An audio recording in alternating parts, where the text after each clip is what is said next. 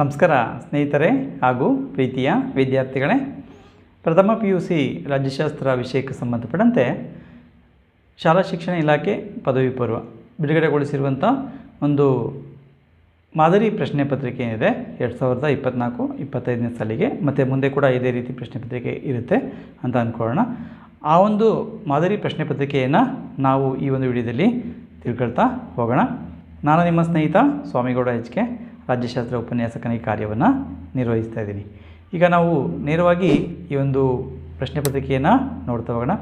ಈ ಒಂದು ಪ್ರಶ್ನೆ ಪತ್ರಿಕೆಯನ್ನು ನೋಡಿದ ನಂತರದಲ್ಲಿ ಈ ಒಂದು ವಿಡಿಯೋ ನಿಮಗೆ ಇಷ್ಟವಾದರೆ ಈ ಒಂದು ವಿಡಿಯೋಕ್ಕೆ ಒಂದು ಲೈಕ್ ಮಾಡಿ, ಹಾಗೆ ನಿಮ್ಮ ಸ್ನೇಹಿತರ ಜೊತೆ ಕೂಡ ಇದನ್ನು ಶೇರ್ ಮಾಡ್ಕೊಳ್ಳಿ.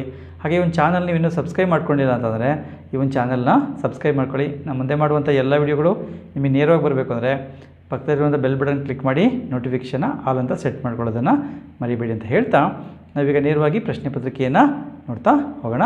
ನೋಡಿ, ಇಲ್ಲಿ ಸಾಮಾನ್ಯವಾಗಿ ಸೂಚನೆಗಳಿರ್ತವೆ. ಆ ಸೂಚನೆಗಳನ್ನು ನಾವು ಗಮನಿಸ್ಕೋಬೇಕು. ಎಲ್ಲ ಪ್ರಶ್ನೆಗಳಿಗೂ ಉತ್ತರಿಸಿ ಅಂತ ಇರುತ್ತೆ.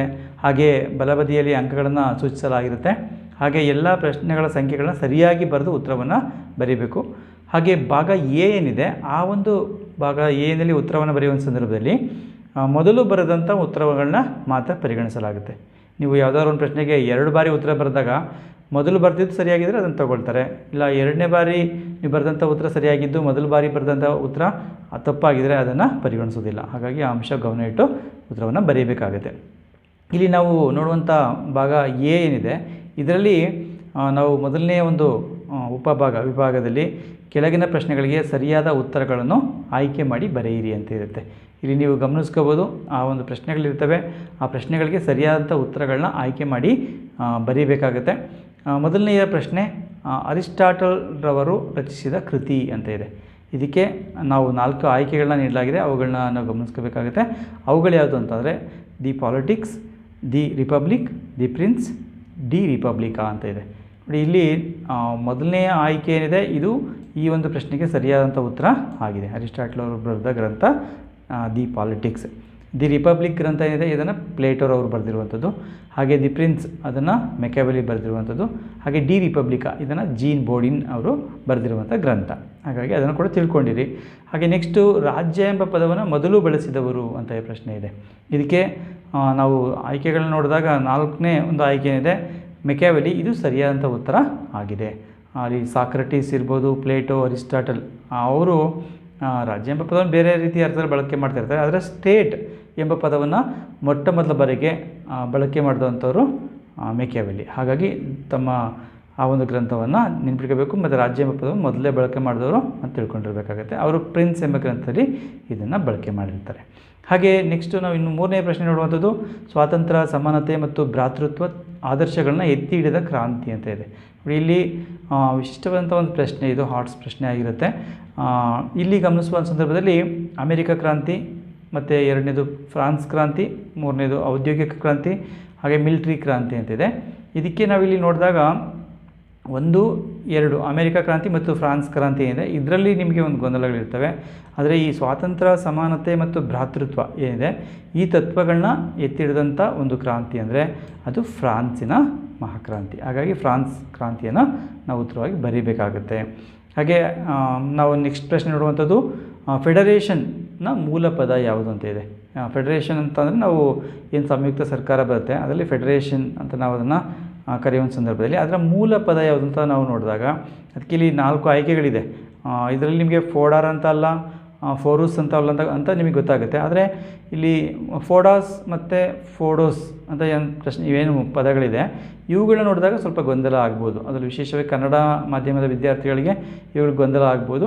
ಅಂಥ ಸಂದರ್ಭದಲ್ಲಿ ನೀವು ಗಮನಿಸ್ಕೊಳ್ಳಿ, ಇಲ್ಲಿ ಇಂಗ್ಲೀಷ್ ಪುಸ್ತಕವನ್ನು ನೋಡಿದರೆ ಗೊತ್ತಾಗುತ್ತೆ. ಇದಕ್ಕೆ ಫೋಡೋಸ್ ಇದು ಸರಿಯಾದಂಥ ಉತ್ತರ ಆಗಿರುತ್ತೆ, ಆಪ್ಷನ್ ಬಿ. ಹಾಗೆ ಈ ಕೆಳಗಿನ ಚಿತ್ರವನ್ನು ಗುರುತಿಸಿ ಸರಿಯಾದ ಉತ್ತರವನ್ನು ಸೂಚಿಸಿ ಅಂತ ಇದೆ. ಇಲ್ಲಿ ನಾವು ಚಿತ್ರವನ್ನು ಗಮನಿಸ್ಬೋದು. ಚಿತ್ರವನ್ನು ನೀವು ಗಮನಿಸಿದಾಗ ಸಾಮಾನ್ಯವಾಗಿ ನಾವು ಸುಪ್ರೀಂ ಕೋರ್ಟ್ನ ಚಿತ್ರವನ್ನು ಗಮನಿಸಿರ್ತೀವಿ. ಎಲ್ಲರೂ ಕೂಡ ವಿದ್ಯಾರ್ಥಿಗಳು ಕೂಡ ಪದೇ ಪದೇ ನೀವು ನ್ಯೂಸೆಲ್ಲ ನೋಡಬೇಕಾದ್ರೆ ನೀವು ಚಿತ್ರವನ್ನು ಗಮನಿಸಿರ್ತೀರಿ ಮಾಧ್ಯಮಗಳಲ್ಲೆಲ್ಲ.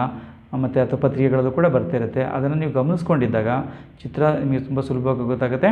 ಇದು ಸರ್ವೋಚ್ಚ ನ್ಯಾಯಾಲಯ, ಆಪ್ಷನ್ ಎ ಸರ್ವೋಚ್ಚ ನ್ಯಾಯಾಲಯ. ನೋಡಿ, ಇದೇ ಜಾಗದಲ್ಲಿ ನಿಮಗೆ ಉಚ್ಚ ನ್ಯಾಯಾಲಯದ ಚಿತ್ರವನ್ನು ಕೊಡ್ಬೋದು, ಅಂದರೆ ಹೈಕೋರ್ಟ್ನ ಚಿತ್ರವನ್ನು, ಕರ್ನಾಟಕ ಹೈಕೋರ್ಟ್ನ ಚಿತ್ರ ಕೊಡ್ಬೋದು, ರಾಷ್ಟ್ರಪತಿ ಭವನದ ಚಿತ್ರ ಕೊಡ್ಬೋದು, ಅಥವಾ ಸಂಸತ್ತಿನ ಚಿತ್ರವನ್ನು ಕೊಟ್ಟು ಗುರುತಿಸಿ ಅಂತ ಕೂಡ ಕೇಳಲಿಕ್ಕೆ ಅವಕಾಶಗಳಿರ್ತವೆ. ಅವುಗಳನ್ನ ಕೂಡ ಗಮನಿಸ್ಕೊಳ್ಳಿ.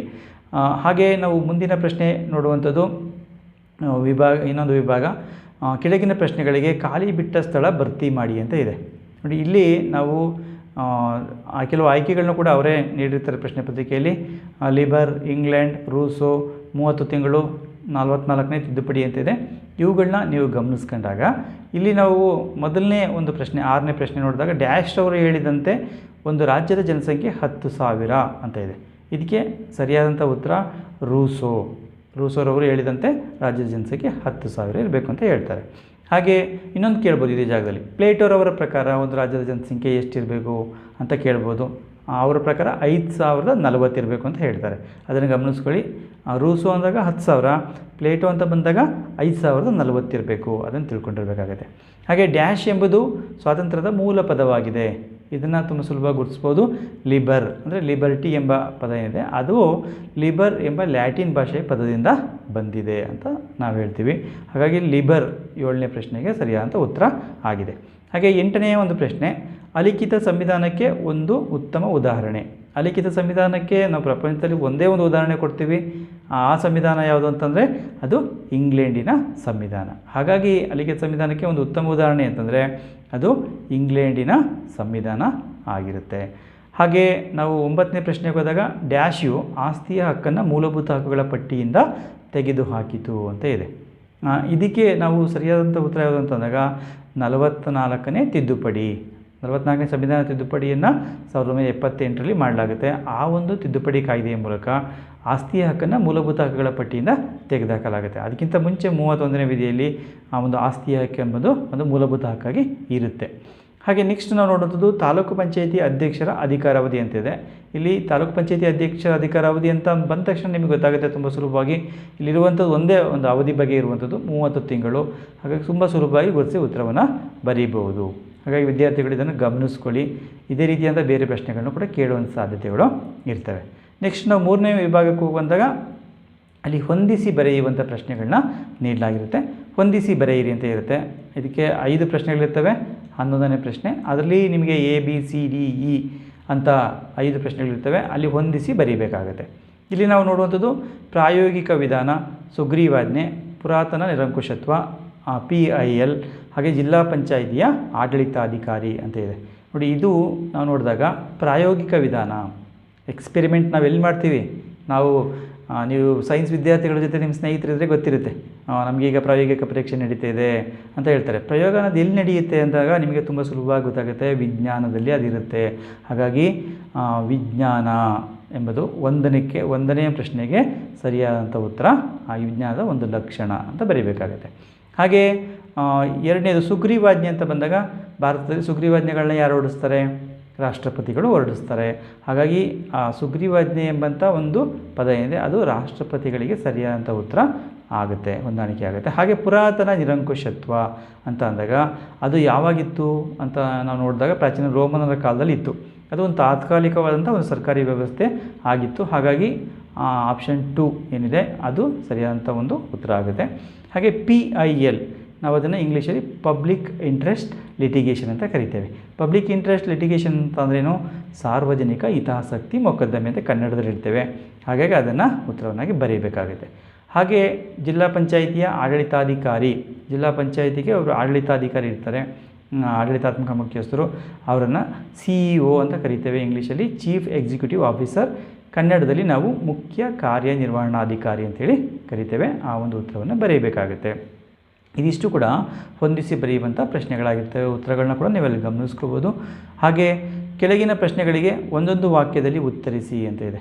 ನೋಡಿ, ಈ ಒಂದು ಪ್ರಶ್ನೆಗಳು ಬಹಳ ಮುಖ್ಯವಾಗಿ ನಿಮಗೆ ಒಂದು ವಾಕ್ಯದಲ್ಲಿ ನೀವು ಉತ್ತರವನ್ನು ಬರೀಬೇಕಾಗುತ್ತೆ. ನೀವೇ ಒಂದು ವಾಕ್ಯದಲ್ಲಿ ಉತ್ತರವನ್ನು ಬರೀರಿ ಸಾಧ್ಯವಾದಷ್ಟು. ಪ್ರತ್ಯಕ್ಷ ಪ್ರಜಾಪ್ರಭುತ್ವದ ಅರ್ಥವನ್ನು ನೀಡಿ. ಯಾವ ರಾಷ್ಟ್ರದಲ್ಲಿ ಪ್ರಜೆಗಳು ತಾವೇ ನೇರವಾಗಿ ಆಡಳಿತದಲ್ಲಿ ಪಾಲ್ಗೊಳ್ಳುವಂಥ ಅವಕಾಶವನ್ನು ಹೊಂದಿರ್ತಾರೋ ಅಂಥ ಒಂದು ಪ್ರಜಾಪ್ರಭುತ್ವವನ್ನು ನಾವು ಪ್ರತ್ಯಕ್ಷ ಪ್ರಜಾಪ್ರಭುತ್ವ ಅಂತ ಕರಿತೇವೆ. ಕೆಲವು ಸಂದರ್ಭದಲ್ಲಿ ಇದನ್ನು ನಿಮಗೆ ಒಂದು ಉದಾಹರಣೆ ಕೂಡ ಕೇಳ್ಬೋದು. ಪ್ರತ್ಯಕ್ಷ ಪ್ರಜಾಪ್ರಭುತ್ವಕ್ಕೆ ಉದಾಹರಣೆ ಅಂದರೆ ಸ್ವಿಟ್ಜರ್ಲ್ಯಾಂಡಿನ ಒಂದು ಉದಾಹರಣೆ ಕೊಡಬೇಕಾಗುತ್ತೆ. ಸ್ವಿಟ್ಜರ್ಲ್ಯಾಂಡಿನ ಕೆಲವು ಕ್ಯಾಂಟನ್ಗಳಲ್ಲಿ ಪ್ರತ್ಯಕ್ಷ ಪ್ರಜಾಪ್ರಭುತ್ವ ವ್ಯವಸ್ಥೆ ಇದ್ದಂಥದ್ದನ್ನು ನಾವು ಗಮನಿಸ್ಬೋದು. ಹಾಗೆ ರಾಜ್ಯಗಳಿಗೆ ರಾಜ್ಯಪಾಲರನ್ನು ಯಾರು ನೇಮಿಸುವರು ಅಂತ ಇದೆ. ಇದಕ್ಕೆ ನಾವು ಉತ್ತರ ನೋಡಿದಾಗ ರಾಜ್ಯಗಳಿಗೆ ಸಂವಿಧಾನದ 155ನೇ ವಿಧಿಯ ಪ್ರಕಾರ ರಾಷ್ಟ್ರಪತಿಗಳು ರಾಜ್ಯಪಾಲರುಗಳನ್ನು ನೇಮಕ ಮಾಡ್ತಾರೆ ಅಂತ ತಿಳ್ಕೊಂಡಿದ್ದೇವೆ. ಹಾಗಾಗಿ ರಾಜ್ಯಪಾಲರನ್ನು ರಾಷ್ಟ್ರಪತಿಗಳು ನೇಮಿಸುತ್ತಾರೆ ಅಂತ ಬರೀಬೇಕು. ಹಾಗೆ 14ನೇ ಪ್ರಶ್ನೆ, ಭಾರತದ ಉಪರಾಷ್ಟ್ರಪತಿಗಳ ಅಧಿಕಾರಾವಧಿ ಎಷ್ಟು ಅಂತಂದಾಗ ನಿಮಗೆ ರಾಷ್ಟ್ರಪತಿ ಕೇಳಿ ಅಥವಾ ಉಪರಾಷ್ಟ್ರಪತಿಗಳ ಅಧಿಕಾರಾವಧಿ ಕೇಳಿ, ಅಧಿಕಾರಾವಧಿ 5 ವರ್ಷಗಳಾಗಿರುತ್ತೆ ಸಾಮಾನ್ಯವಾಗಿ. ಹಾಗಾಗಿ 5 ವರ್ಷಗಳು ಅಂತ ಬರೀಬೇಕಾಗುತ್ತೆ. ಹಾಗೆ 15ನೇ ಪ್ರಶ್ನೆ, ಮೇಲ್ಮನವಿ ಎಂದರೇನು? ನೋಡಿ, ಇದಕ್ಕೆ ನಾವು ಸುಪ್ರೀಂ ಕೋರ್ಟ್ ಅಂತ ಹೈಕೋರ್ಟ್ಗಳ ಬಗ್ಗೆ ಓದಿದಾಗ ನಿಮಗೆ ಗೊತ್ತಿರುತ್ತೆ. ಕೆಳಗಿನ ನ್ಯಾಯಾಲಯಗಳು ನೀಡಿದಂಥ ತೀರ್ಪುಗಳು ಕಕ್ಷಿದಾರರಿಗೆ ಇಷ್ಟವಾಗದೇ ಇದ್ದಾಗ ಆ ಒಂದು ತೀರ್ಪನ್ನು ಪ್ರಶ್ನಿಸಿ ಅಥವಾ ತೀರ್ಪಿನ ಒಂದು ವಿರುದ್ಧವಾಗಿ ಸಲ್ಲಿಸುವಂಥ ಒಂದು ಮನವಿಯನ್ನು ಮೇಲ್ಮನವಿ ಎಂದು ಕರೆಯುತ್ತೇವೆ ಅಂತ ಬರೀಬಹುದು. ಹಾಗೆ ಇನ್ನೊಂದು 16ನೇ ಒಂದು ಪ್ರಶ್ನೆ, ಭಾರತದಲ್ಲಿ ಕೌಟುಂಬಿಕ ನ್ಯಾಯಾಲಯದ ಕಾಯ್ದೆಯು ಯಾವಾಗ ಜಾರಿಗೆ ಬಂದಿತು ಅಂತ ಇದೆ. ಇದಕ್ಕೆ ಸರಿಯಾದಂಥ ಒಂದು ಉತ್ತರ 1984 ಆಗಿದೆ. ಹಾಗಾಗಿ ಅದನ್ನು ತಿಳ್ಕೊಂಡಿರಬೇಕಾಗುತ್ತೆ. ಆ ಒಂದು ಕಾಯ್ದೆಯ ಬಗ್ಗೆ ನೀವು ತಿಳ್ಕೊಳ್ಳಿ. ಹಾಗೆ ಮುಂದಿನ ಒಂದು ನಾವು ಭಾಗ ನೋಡುವಂಥದ್ದು ಭಾಗ ಬಿ. ನೋಡಿ, ಭಾಗ ಬಿನಲ್ಲಿ ಕೆಳಗಿನ ಯಾವುದಾದರೂ 5 ಪ್ರಶ್ನೆಗಳಿಗೆ ಪ್ರತಿಯೊಂದಕ್ಕೂ 2-3 ವಾಕ್ಯಗಳಲ್ಲಿ ಉತ್ತರಿಸಿ ಅಂತ ಇರುತ್ತೆ. ಇಲ್ಲಿ ನಾವು ಪ್ರಶ್ನೆಗಳನ್ನು ನೋಡಿದಾಗ ಕಲ್ಯಾಣ ರಾಜ್ಯ ಎಂದರೇನು ಅಂತಿದೆ.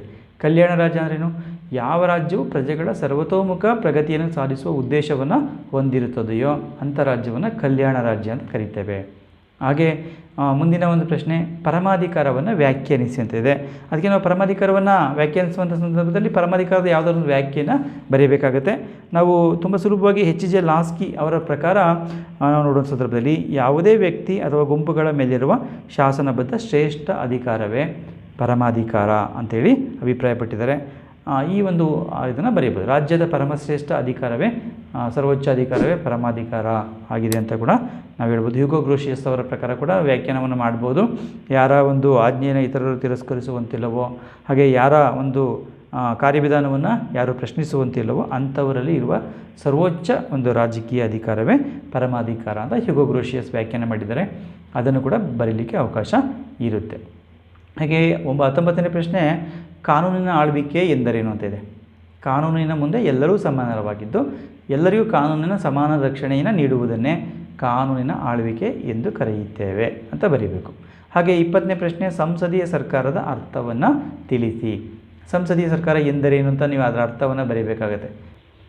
ಸಂಸದೀಯ ಸರ್ಕಾರ ಅಂತಂದರೆ ಯಾವ ಒಂದು ರಾಜಕೀಯ ವ್ಯವಸ್ಥೆಯಲ್ಲಿ ಕಾರ್ಯಾಂಗವು ಶಾಸಕಾಂಗದಿಂದ ಸೃಷ್ಟಿಯಾಗಿದ್ದು ಕಾರ್ಯಾಂಗವು ಶಾಸಕಾಂಗಕ್ಕೆ ಅಧೀನವಾಗಿ ಮತ್ತು ಜವಾಬ್ದಾರಿಯಾಗಿರ್ತದೆಯೋ ಅದನ್ನು ನಾವು ಸಂಸದೀಯ ಸರ್ಕಾರ ಎಂದು ಕರೆಯುತ್ತೇವೆ ಅಂತ ಉತ್ತರವನ್ನು ಬರೀಬೇಕಾಗುತ್ತೆ.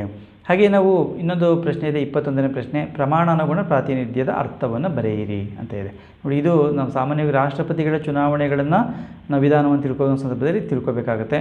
ಪ್ರಮಾಣಾನುಗುಣ ಪ್ರಾತಿನಿಧ್ಯ ಪದ್ಧತಿ ಅಂದ್ರೇನು? ಯಾವ್ಯಾವ ಪಕ್ಷಗಳು ಸದನದಲ್ಲಿ ಎಷ್ಟು ಪ್ರಮಾಣದ ಸಂಖ್ಯೆಯಲ್ಲಿ ಸದಸ್ಯರನ್ನು ಹೊಂದಿರ್ತವೋ ಅಷ್ಟು ಪ್ರಮಾಣಕ್ಕೆ ಪ್ರಾತಿನಿಧ್ಯತೆಯನ್ನು ಹೊಂದಿರ್ತವೆ. ಇದನ್ನು ಪ್ರಮಾಣಾನುಗುಣ ಪ್ರಾತಿನಿಧ್ಯ ಪದ್ಧತಿ ಎಂದು ಕರೆಯುತ್ತೇವೆ. ಅಂದರೆ ಒಂದು ಸದನದಲ್ಲಿ ಪ್ರತಿ ರಾಜಕೀಯ ಪಕ್ಷವು ಹೊಂದಿರುವಂಥ ಪ್ರಮಾಣಕ್ಕೆ ಅನುಗುಣವಾಗಿ ಪ್ರಾತಿನಿಧ್ಯತೆಯನ್ನು ಹೊಂದಿರುತ್ತದೆ. ಇದನ್ನು ಪ್ರಮಾಣಾನುಗುಣ ಪ್ರಾತಿನಿಧ್ಯ ಪದ್ಧತಿ ಅಂತ ಹೇಳಿ ನಾವು ಹೇಳ್ತೇವೆ. ಹಾಗೆ ಕೆಳಗಿನ ಚಿತ್ರವನ್ನು ಗುರುತಿಸಿ ಅವರ ಸ್ಥಾನಮಾನವನ್ನು ಬರೆಯಿರಿ ಅಂತ ಇದೆ. ಇಲ್ಲಿ ನಾವು ಚಿತ್ರವನ್ನು ಗಮನಿಸ್ಬೋದು. ರಾಜೇಂದ್ರ ಪ್ರಸಾದ್ ಅವರ ಚಿತ್ರವನ್ನು ನೀಡಲಾಗಿದೆ. ವಿದ್ಯಾರ್ಥಿಗಳು ಇದನ್ನು ಗುರುತಿಸಿ ಅವರ ಚಿತ್ರಕ್ಕೆ ಅವರಿಗೆ ಯಾವ ಸ್ಥಾನಮಾನ ಹೊಂದಿದ್ರು ಅಂತೇಳಿ ಉತ್ತರ ಬರೀಬೇಕಾಗುತ್ತೆ. ಆ ಕೆಳಗಿನ ಚಿತ್ರವನ್ನು ಗುರುತಿಸ್ತೀವಿ ನಾವು, ಅದಕ್ಕೆ ನಿಮಗೊಂದು ಅಂಕ ಇರುತ್ತೆ. ಇವರು ಡಾಕ್ಟರ್ ಬಾಬು ರಾಜೇಂದ್ರ ಪ್ರಸಾದ್ ಅವರಾಗಿದ್ದಾರೆ. ಹಾಗೆ ಇವರು ಸಂವಿಧಾನ ರಚನಾ ಸಭೆಯ ಒಂದು ಅಧ್ಯಕ್ಷರಾಗಿದ್ದರು ಅಂತ ಹೇಳಿ ಬರೀಬೋದು. ಜೊತೆಗೆ ಭಾರತದ ಮೊದಲ ಒಂದು ರಾಷ್ಟ್ರಪತಿಯಾಗಿ ಕೂಡ ಅವರು ಕಾರ್ಯವನ್ನು ನಿರ್ವಹಿಸಿದ್ದರು ಅಂತ ನೀವು ಬರೀಲಿಕ್ಕೆ ಅವಕಾಶ ಮತ್ತು ಅಷ್ಟು ಬರೆದ್ರೆ ಸಾಕು, ನಿಮಗೆ 2 ಅಂಕಗಳಿಗೆ ಸಾಕು.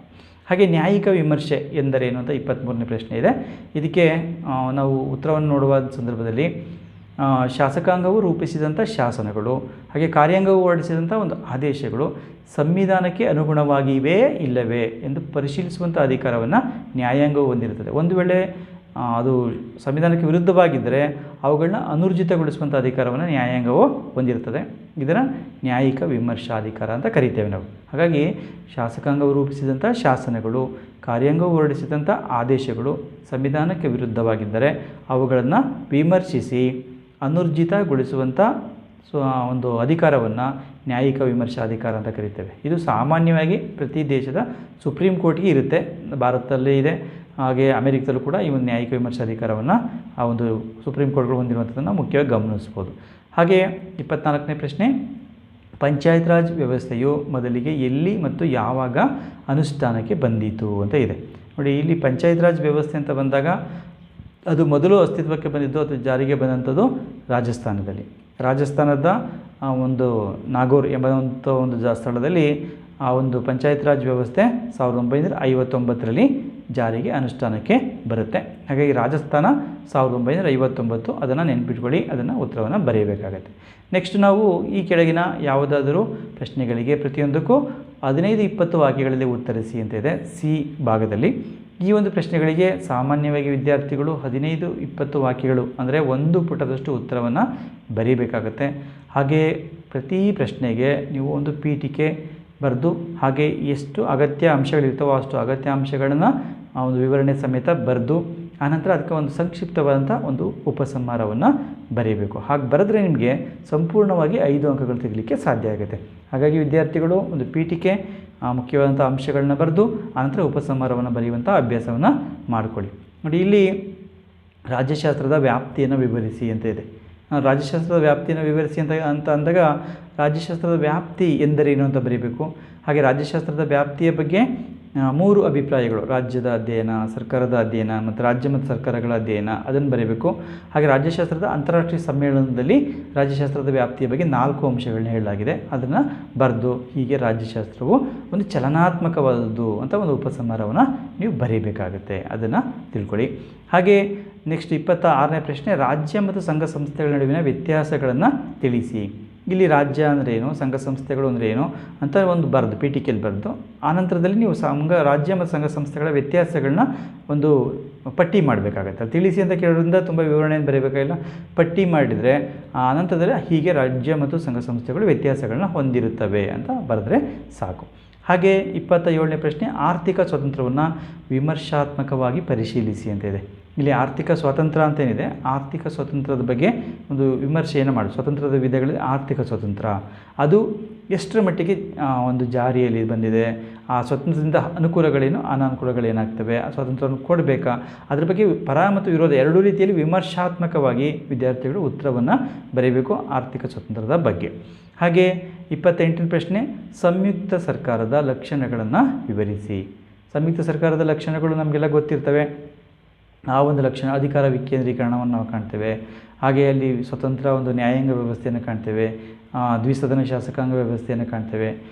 ಅವೆಲ್ಲ ಲಕ್ಷಣಗಳನ್ನ ಬರೆದು ಅವುಗಳನ್ನ ವಿವರಿಸಿ. ಸಂಯುಕ್ತ ಸರ್ಕಾರ ಎಂದರೇನು ಅಂತೇಳಿ ಪೀಠಿಕೆಯಲ್ಲಿ ಬರೆಯಿರಿ, ಆನಂತರ ಲಕ್ಷಣಗಳನ್ನ ವಿವರಿಸಿ, ಆನಂತರ ಅದಕ್ಕೊಂದು ಉಪಸಂಹಾರವನ್ನು ಬರೆಯಬೇಕಾಗತ್ತೆ.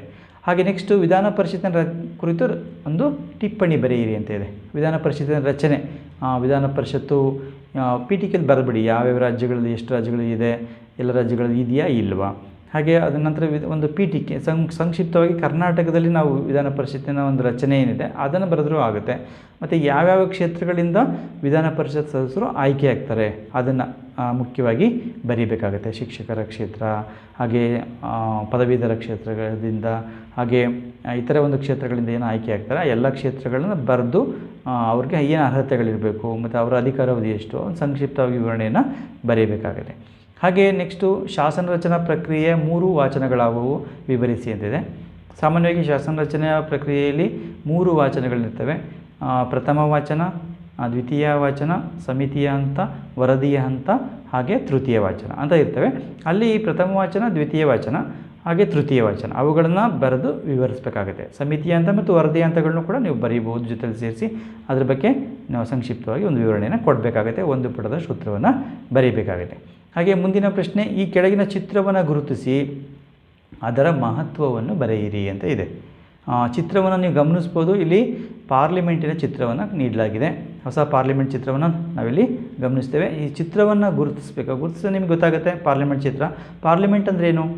ಭಾರತದ ಶಾಸಕಾಂಗ. ಅಂದರೆ ಶಾಸಕಾಂಗದ ಮಹತ್ವವನ್ನು ವಿವರಿಸಬೇಕು. ನೀವೆಲ್ಲ ಓದಿರ್ತೀರಿ, ಶಾಸಕಾಂಗ ಎಂದರೇನು, ಅದರ ಮಹತ್ವವನ್ನು ವಿವರಿಸಿ ಅಂತ ಪ್ರಶ್ನೆಗಳಲ್ಲಿ ಕೊಟ್ಟಿರ್ತೇವೆ. ಮಹತ್ವವನ್ನು ವಿವರಿಸಬೇಕಾಗತ್ತೆ. ಶಾಸನ ರಚಿಸುವಂಥ ಒಂದು ಅದು ಅಂಗ ಆಗಿರುತ್ತೆ, ಅದರ ಮಹತ್ವವನ್ನು ನಾವು ಬರೀಬೇಕಾಗುತ್ತೆ.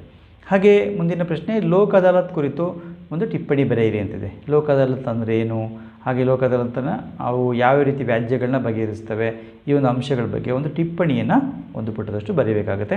ಹಾಗೆ ನೆಕ್ಸ್ಟು, ಸಾರ್ವಜನಿಕ ಹಿತಾಸಕ್ತಿ ಮೊಕದ್ದಮೆಯನ್ನು ದಾಖಲಿಸಲು ಕಾರಣವಾಗುವ ಯಾವುದಾದ್ರು 5 ಅಂಶಗಳನ್ನು ವಿವರಣೆ ಸಮೇತ ಬರೀಬೇಕಾಗುತ್ತೆ. ಹಾಗೆ ನಾವು ಭಾಗ ಡಿಗೆ ಹೋದಾಗ, ಭಾಗ ಡಿ ಇಲ್ಲಿ ಕೆಳಗಿನ ಯಾವುದಾದ್ರೂ 2 ಪ್ರಶ್ನೆಗಳಿಗೆ ಪ್ರತಿಯೊಂದಕ್ಕೂ 30-40 ವಾಕ್ಯಗಳಲ್ಲಿ ಉತ್ತರಿಸಿ ಅಂತ ಇರುತ್ತೆ. ನೋಡಿ ವಿದ್ಯಾರ್ಥಿಗಳು, ಇಲ್ಲೂ ಕೂಡ ಗಮನಿಸ್ಕೊಳ್ಳಿ. ಇಲ್ಲೂ ಕೂಡ ನೀವು ಏನು ಪೀಠಿಕೆ ಮತ್ತು ಎಲ್ಲ ಅಂಶಗಳನ್ನ ವಿವರಿಸಬೇಕು. ಹಾಗೆ ಉಪಸಂಹಾರವನ್ನು ಬರೆದಿರಬೇಕು. ಪೀಠಿಕೆ, ಪ್ರಮುಖ ಅಂಶಗಳ ವಿವರಣೆ ಹಾಗೂ ಉಪಸಂಹಾರ, ಇಷ್ಟು ಅಂಶಗಳನ್ನು ನೀವು ಬರೀಬೇಕಾಗತ್ತೆ. ಇಲ್ಲಿ 2 ಪುಟಕ್ಕಿಂತ ಹೆಚ್ಚು ಉತ್ತರವನ್ನು ನಾವು ನಿರೀಕ್ಷೆ ಮಾಡ್ತೀವಿ. ಸಾಮಾನ್ಯವಾಗಿ 10 ಅಂಕ ಅಂದಾಗ 2.5, 3 ಪುಟದಷ್ಟು ಉತ್ತರವನ್ನು ಕೂಡ ಬರೀಬೋದು. ಪ್ರಶ್ನೆಯ ಒಂದು ಏನು ಕೇಳಿರ್ತಾರೆ ಆ ಪ್ರಶ್ನೆಗೆ ಅನುಗುಣವಾಗಿ ನೀವು ಉತ್ತರವನ್ನು ಬರೀರಿ. ಹಾಗೆ ಇಲ್ಲಿ ನಾವು ಗಮನಿಸುವಂಥದ್ದು, ಈ ಒಂದು ಪ್ರಶ್ನೆ ಪತ್ರಿಕೆಯಲ್ಲಿ ಪ್ರಜಾಸತ್ತಾತ್ಮಕ ಸರ್ಕಾರದ ಲಕ್ಷಣಗಳನ್ನು ವಿವರಿಸಿ ಅಂತ ಪ್ರಶ್ನೆ ಇದೆ. ಇದಕ್ಕೆ ಪ್ರಜಾಸತ್ತಾತ್ಮಕ ಸರ್ಕಾರ ಎಂದರೇನು, ಆ ಪ್ರಜಾಪ್ರಭುತ್ವದ ಒಂದು ಪದ ಎಲ್ಲಿಂದ ಬಂದಿದೆ ಅದನ್ನು ಪೀಠಿಕೆಯಲ್ಲಿ ಬರೀರಿ. ಹಾಗೆ ಅದರ ಒಂದು ಲಕ್ಷಣಗಳನ್ನು ವಿವರಿಸಿ. ಆ ಲಕ್ಷಣಗಳನ್ನು ವಿವರಿಸಿದ ನಂತರ ಒಂದು ಉಪಸಂಹಾರವನ್ನು ನೀವು ಅದಕ್ಕೆ ಬರೀಬೇಕಾಗುತ್ತೆ. ಹಾಗೆ ಭಾರತ ಸಂವಿಧಾನದ ಲಕ್ಷಣಗಳನ್ನು ವಿವರಿಸಿ ಅಂತ ಇದೆ. ಭಾರತ ಸಂವಿಧಾನದ ಲಕ್ಷಣಗಳನ್ನು ಅಂದರೆ ಸಂವಿಧಾನದ ಬಗ್ಗೆ, ಸಂವಿಧಾನ ರಚನಾ ಸಭೆಯ ಬಗ್ಗೆ ಸ್ವಲ್ಪ ಒಂದು ಪೀಠಿಕೆಯಲ್ಲಿ ಬರೆದು, ಆನಂತರ ಸಂವಿಧಾನ ಯಾವಾಗ ಬಂತು ಅದನ್ನೆಲ್ಲ ಬರೆದು, ನಂತರ ಸಂವಿಧಾನದ ಒಂದು ಲಕ್ಷಣಗಳನ್ನು ಸಂಕ್ಷಿಪ್ತವಂತ ಒಂದು ವಿವರಣೆ ಕೊಡ್ಬೋದು, ಅಥವಾ ವಿಸ್ತಾರವಾಗಿ ಆ ವಿವರಣೆಯನ್ನು ಬರೆದು ಕೊನೆಗೆ ಒಂದು ಉಪಸಂಹಾರವನ್ನು ಬರೀಬೇಕಾಗುತ್ತೆ. ಹಾಗೆ 36ನೇ ಪ್ರಶ್ನೆ, ಶಾಸಕಾಂಗ ಮತ್ತು ಕಾರ್ಯಾಂಗದ ನಡುವಿನ ಬಿಕ್ಕಟ್ಟುಗಳನ್ನು ಪರಿಹರಿಸುವಲ್ಲಿ ಭಾರತ ರಾಷ್ಟ್ರಪತಿಗಳ ಪಾತ್ರವನ್ನು ರುಜುವಾತುಪಡಿಸಿ. ನೋಡಿ, ಇದು ಆರ್ಟ್ಸ್ ಲೆವೆಲ್ ಪ್ರಶ್ನೆ. ತುಂಬ ನಿಮಗೆ ತಿಳುವಳಿಕೆ ಇದ್ದಾಗ ಮಾತ್ರ ಶಾಸಕಾಂಗ ಮತ್ತು ಕಾರ್ಯಾಂಗದ ನಡುವೆ ಏನು ಬಿಕ್ಕಟ್ಟುಗಳು ಉಂಟಾಗ್ಬೋದು ಅದನ್ನು ರಾಷ್ಟ್ರಪತಿಗಳು ಪರಿಹರಿಸುವಂಥ ಅಧಿಕಾರವನ್ನು ಹೊಂದಿರ್ತಾರೆ. ಆ ಒಂದು ಅಂಶದ ಬಗ್ಗೆ ಒಂದು ವಿವರಣೆಯನ್ನು ಕೊಡಲಿಕ್ಕೆ ಸಾಧ್ಯ ಆಗುತ್ತೆ. ನೋಡಿ, ಕೆಲವಾರು ಸಂದರ್ಭದಲ್ಲಿ ಏನು ಶಾಸಕಾಂಗ ಮತ್ತು ಕಾರ್ಯಾಂಗಗಳ ನಡುವೆ ಬಿಕ್ಕಟ್ಟುಗಳು ಉಂಟಾಗ್ತವೆ ಅವುಗಳ ರಾಷ್ಟ್ರಪತಿಗಳು ಪರಿಹರಿಸುವಂಥ ಅಧಿಕಾರವನ್ನು ಹೊಂದಿರ್ತಾರೆ. ಹಾಗಾಗಿ ಏನು ಈ ಒಂದು ವಿಷಯದ ಬಗ್ಗೆ ರಾಷ್ಟ್ರಪತಿಗಳಿಗೆ ಯಾವ್ಯಾವ ಅಧಿಕಾರಗಳಿದೆ ಅವುಗಳನ್ನು ಕೂಲಂಕುಷವಾಗಿ ನಾವು ಅವರ ಪಾತ್ರ ಏನಿರುತ್ತೆ ಅದನ್ನು ವಿದ್ಯಾರ್ಥಿಗಳು ಬರೀಬೇಕಾಗುತ್ತೆ. ಹಾಗೆ ಇನ್ನೊಂದು ಪ್ರಶ್ನೆ ನಾವು ನೋಡುವಂಥದ್ದು 37ನೇ ಪ್ರಶ್ನೆ, ಮಹಾನಗರ ಪಾಲಿಕೆಯ ಅಧಿಕಾರ ಮತ್ತು ಕಾರ್ಯಗಳನ್ನ ವಿವರಿಸಿ ಅಂತ ಇದೆ. ಇಲ್ಲಿ ಮಹಾನಗರ ಪಾಲಿಕೆ ಯಾವ ರೀತಿಯಾದಂಥ ಅಧಿಕಾರ ಮತ್ತು ಕಾರ್ಯಗಳನ್ನ ಹೊಂದಿರುತ್ತೆ ಅವುಗಳನ್ನ ಒಂದು ವಿವರಣೆ ಕೊಡಬೇಕಾಗುತ್ತೆ. ಅಂದರೆ ಮಹಾನಗರ ಪಾಲಿಕೆಯ ಬಗ್ಗೆ ಒಂದು ಸಂಕ್ಷಿಪ್ತ ಒಂದು ಪೀಠಿಕೆಯನ್ನು ಬರೆದು, ಆನಂತರದಲ್ಲಿ ಮಹಾನಗರ ಪಾಲಿಕೆಯ ಒಂದು ಕಾರ್ಯಗಳೇನಿದೆ, ಕೆಲವು ಕಡ್ಡಾಯ ಕಾರ್ಯಗಳು ಮತ್ತು ಸಾಮಾನ್ಯ ಕಾರ್ಯಗಳೆಲ್ಲ ಏನಿರ್ತವೆ ಅವುಗಳನ್ನ ವಿವರಿಸಿ ಬರೀಬೇಕಾಗುತ್ತೆ. ಇಷ್ಟು ಅಂಶಗಳನ್ನ ಭಾಳ ಮುಖ್ಯವಾಗಿ ವಿದ್ಯಾರ್ಥಿಗಳು ಗಮನಿಸ್ಕೋಬೇಕಾಗತ್ತೆ. ಹಾಗೆ ಭಾಗ ನಲ್ಲಿ ನಾವು ನೋಡುವಂಥದ್ದು, ಇದು ದೃಷ್ಟಿವಿಕಲಚೇತನ ವಿದ್ಯಾರ್ಥಿಗಳಿಗೆ ಮಾತ್ರ ಅನ್ವಯಿಸುತ್ತೆ. ಸಾಮಾನ್ಯ ವಿದ್ಯಾರ್ಥಿಗಳು ಯಾರಿರ್ತಾರೆ ಅವರು ಈ ಒಂದು ಪ್ರಶ್ನೆಗಳಿಗೆ ಉತ್ತರಿಸಬೇಕಾದಂಥ ಅವಶ್ಯಕತೆ ಇರೋದಿಲ್ಲ. ಹಾಗಾಗಿ ಇದನ್ನು ದೃಷ್ಟಿವಿಕಲಚೇತನ ವಿದ್ಯಾರ್ಥಿಗಳು ಮಾತ್ರ ಉತ್ತರಿಸಿದ್ರೆ ಸಾಕು. ಅಲ್ಲಿ ಗ್ರಾಹಕ ನ್ಯಾಯಾಲಯ ಎಂದರೇನು ಅಂತ ಒಂದು ಪ್ರಶ್ನೆ ಇದೆ. ಹಾಗೆ 22ನೇ ಪ್ರಶ್ನೆಗೆ ಪೂರಕವಾಗಿ 42ನೇ ತಿದ್ದುಪಡಿಯ ಮೂಲಕ ಪ್ರಸ್ತಾವನೆಗೆ ಹೊಸದಾಗಿ ಅಳವಡಿಸಿದ ಶಬ್ದಗಳನ್ನು ಬರೆಯಿರಿ ಅಂತ ಇದೆ. ಅಲ್ಲಿ ನಾವು ಮುಖ್ಯವಾಗಿ 3 ಶಬ್ದಗಳನ್ನ ಅಳವಡಿಸ್ತಾರೆ. ಸಮಾಜವಾದಿ, ಜಾತ್ಯತೀತ ಎಂಬ ಪದಗಳನ್ನ, ಹಾಗೆ ಸಮಗ್ರತೆ ಆ ಪದವನ್ನು ಕೂಡ ಅಳವಡಿಸ್ತಾರೆ. ನೀವು ಸಮಾಜವಾದಿ ಮತ್ತು ಜಾತ್ಯತೀತ ಪದಗಳನ್ನ ಸೇರಿಸಲಾಯಿತು ಅಂತ ಬರೆದರೂ ಸಾಕು. ಹಾಗೆ 31ನೇ ಪ್ರಶ್ನೆ, ಶಾಸಕಾಂಗದ ಅರ್ಥ ಮತ್ತು ಮಹತ್ವವನ್ನು ವಿವರಿಸಿ ಅಂತ ಇದೆ. ನೋಡಿ, ಈ ಒಂದು ಪ್ರಶ್ನೆ ನೀವು ಗಮನಿಸಿದಾಗ ಆ ಚಿತ್ರವನ್ನು ಗುರುತಿಸಿ ನಿಮಗೆ ಪ್ರಶ್ನೆಗೆ ಉತ್ತರಿಸಿ ಅಂತ ಕೇಳಿದಾರಲ್ಲ, ಆ ಚಿತ್ರ ನಿಮ್ಗೆ ಯಾವುದು ಅಂತ ಗೊತ್ತಾಗಲಿಲ್ಲ ಅಂತಂದಾಗ ಒಂದು ವೇಳೆ ವಿದ್ಯಾರ್ಥಿಗಳು ನೀವು ಈ ಭಾಗವನ್ನು ಗಮನಿಸಿದರೆ, ಸಾಮಾನ್ಯ ವಿದ್ಯಾರ್ಥಿಗಳು ಕೂಡ ನಿಮಗೆ ಆ ಚಿತ್ರ ಗೊತ್ತಾಗಲಿಲ್ಲ ಅಂದರೂ ಕೂಡ ಇಲ್ಲಿ ಕೆಳಗಡೆ ಇರುತ್ತೆ ಯಾವ ಪ್ರಶ್ನೆ ಕೇಳಿದರೆ ಅದಕ್ಕೆ ಸಂಬಂಧಪಟ್ಟಂಥ ಪ್ರಶ್ನೆಗಳನ್ನೇ ಕೇಳುವಂಥ ಸಾಧ್ಯತೆಗಳು ಜಾಸ್ತಿ ಇರ್ತವೆ. ಆಗ ನಿಮಗೆ ಆ ಪ್ರಶ್ನೆ ಏನಂತ ಒಂದು ಸ್ವಲ್ಪ ಅರ್ಥ ಆಗೋ ಸಾಧ್ಯತೆಗಳಿರ್ತವೆ, ಹಾಗಾಗಿ ಉತ್ತರ ಬರೀಬೋದು. ನೆಕ್ಸ್ಟ್ 36ನೇ ಪ್ರಶ್ನೆ, ರಾಷ್ಟ್ರಪತಿಗಳ ಅಧಿಕಾರ ಮತ್ತು ಕಾರ್ಯಗಳನ್ನು ವಿವರಿಸಿ ಅಂತ ಇದೆ. ನೋಡಿ, ಅಲ್ಲಿ ಏನು ಪ್ರಶ್ನೆಯನ್ನು ಕೇಳಿದ್ದಾರೆ ಚಿತ್ರವನ್ನು ಕೊಟ್ಟು ಆ ಒಂದು ಪ್ರಶ್ನೆಗೆ ಇಲ್ಲಿ ನೀವು ಗಮನಿಸ್ಬೋದು ರಾಷ್ಟ್ರಪತಿಗಳ ಅಧಿಕಾರ ಮತ್ತು ಕಾರ್ಯಗಳನ್ನ ವಿವರಿಸಬೇಕಾಗತ್ತೆ. ಹಾಗಾಗಿ ಈ ಒಂದು ಪ್ರಶ್ನೆಯನ್ನು ದೃಷ್ಟಿವಿಕಲಚೇತನ ವಿದ್ಯಾರ್ಥಿಗಳು ವಿವರಿಸ್ತಾರೆ. ಸಾಮಾನ್ಯ ವಿದ್ಯಾರ್ಥಿಗಳು ನೀವು ಅದೇ ಪ್ರಶ್ನೆ 36ನೇ ಪ್ರಶ್ನೆಗೆ ಉತ್ತರವನ್ನು ಆ ರೀತಿ ಬರೀಬೇಕಾಗುತ್ತೆ, ಸ್ವಲ್ಪ ವಿಮರ್ಶಾತ್ಮಕವಾದನ್ನು ಬರೀಬೇಕಾಗುತ್ತೆ. ಇದಿಷ್ಟು ಕೂಡ ನಾವು ಪ್ರಥಮ PUCಯ ಒಂದು ಮಾದರಿ ಪ್ರಶ್ನೆ ಪತ್ರಿಕೆ. ನೋಡಿ, ಈ ಪ್ರಶ್ನೆ ಪತ್ರಿಕೆಯ ಜೊತೆಗೆ ಇದರಲ್ಲಿ ಬರುವಂಥ ಪೂರಕವಾದ ಪ್ರಶ್ನೆಗಳೇನಿರ್ತವೆ, ಬಹುಮುಖ್ಯ ಪ್ರಶ್ನೆಗಳು, ಅವುಗಳನ್ನೂ ಕೂಡ ನೀವು ಗಮನಿಸ್ಕೋಬೇಕಾಗುತ್ತೆ. ಅವುಗಳನ್ನ ಗಮನಿಸ್ಕೊಂಡಾಗ ನೀವು ಯಾವುದೇ ಪ್ರಶ್ನೆಗಳನ್ನ ಕೇಳಿದರೂ ಕೂಡ ಉತ್ತರಗಳನ್ನ ಬರಲಿಕ್ಕೆ ಸಾಧ್ಯ ಆಗುತ್ತೆ. ಹಾಗಾಗಿ ವಿದ್ಯಾರ್ಥಿಗಳು ಕೆಲವು ಬಹುಮುಖ್ಯವಂತ ಪ್ರಶ್ನೆಗಳು ಅಂತ ನಾವೇನು ನಿಮಗೆ ಹೇಳಿರ್ತೀವಿ, ಆ ಪ್ರಶ್ನೆಗಳನ್ನ ನೀವು ಬಹಳ ಮುಖ್ಯವಾಗಿ ಗಮನಿಸ್ಕೊಂಡು ಅವುಗಳಿಗೆ ಉತ್ತರವನ್ನು ಬರೆಯುವಂಥ ಪ್ರಯತ್ನವನ್ನು ಮಾಡಿ. ಎಲ್ಲರಿಗೂ ಶುಭವಾಗಲಿ. ಹಾಗೆ ಈ ಒಂದು ವಿಡಿಯೋನ ಕೊನೆ ತನಕ ನೋಡಿದ್ದಕ್ಕಾಗಿ ಧನ್ಯವಾದಗಳು. ಮುಂದಿನ ಒಂದು ವಿಡಿಯೋದಲ್ಲಿ ಇನ್ನೊಂದು ಮಾದರಿ ಪ್ರಶ್ನೆ ಪತ್ರಿಕೆಯ ಜೊತೆಯಲ್ಲಿ ನಾನು ನಿಮ್ಮ ಮುಂದೆ ಬರ್ತೀನಿ. ಈ ಒಂದು ಚಾನಲ್ ನಿಮಗೆ ಇಷ್ಟವಾದರೆ ಅಥವಾ ವಿಡಿಯೋ ಇಷ್ಟ ಆದರೆ ಈ ಒಂದು ವಿಡಿಯೋನ ಲೈಕ್ ಮಾಡಿ. ಹಾಗೆ ನೀವು ಇನ್ನೂ ಕೂಡ ಈ ಒಂದು ಚಾನಲ್ನ ಸಬ್ಸ್ಕ್ರೈಬ್ ಮಾಡ್ಕೊಂಡಿಲ್ಲ ಅಂತಂದರೆ ಈ ಒಂದು ಚಾನಲ್ನ ಸಬ್ಸ್ಕ್ರೈಬ್ ಮಾಡ್ಕೊಳ್ಳಿ. ಹಾಗೆ ಪಕ್ಕದಲ್ಲಿರುವಂಥ ಬೆಲ್ ಬಟನ್ ಕ್ಲಿಕ್ ಮಾಡಿ ನೋಟಿಫಿಕೇಷನ್ನ ಆಲ್ ಅಂತ ಸೆಟ್ ಮಾಡಿಕೊಂಡ್ರೆ ನಾನು ಮುಂದೆ ಮಾಡುವಂಥ ಎಲ್ಲ ವಿಡಿಯೋಗಳು ನಿಮಗೆ ನೇರವಾಗಿ ಬರಲಿಕ್ಕೆ ಸಾಧ್ಯ ಆಗುತ್ತೆ ಅಂತ ಹೇಳ್ತಾ ಮತ್ತೊಮ್ಮೆ ಧನ್ಯವಾದಗಳು. ನಮಸ್ಕಾರ.